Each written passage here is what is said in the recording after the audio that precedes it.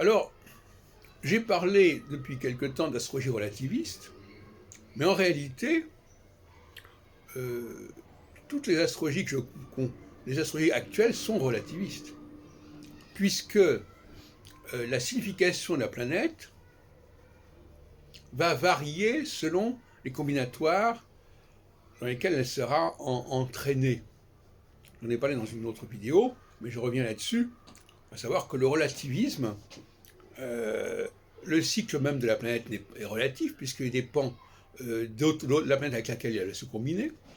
La signification de la planète est relative parce que de toute façon, selon la planète avec laquelle elle sera combinée, le sens de la planète ne sera pas le même.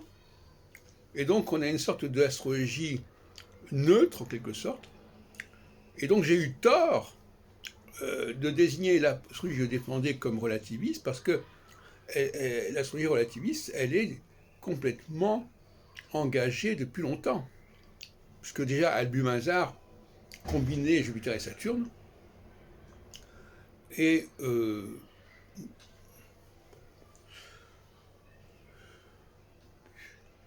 ces planètes n'avaient plus le sens qu'elles pouvaient avoir isolément. La combinatoire change complètement la signification de la planète et change complètement son cycle également. Mais bon.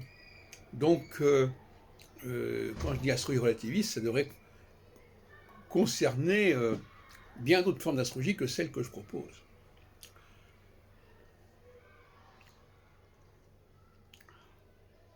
On en arrive d'ailleurs à l'idée que ce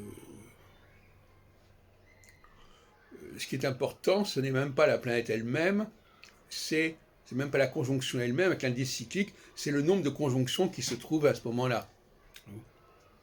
Donc, c'est très interdépendant tout ça. Et donc, c'est pour ça qu'on peut parler d'astrologie relativiste à propos d'André Barbeau, parce que l'indice cyclique, c'est de l'astrologie relativiste.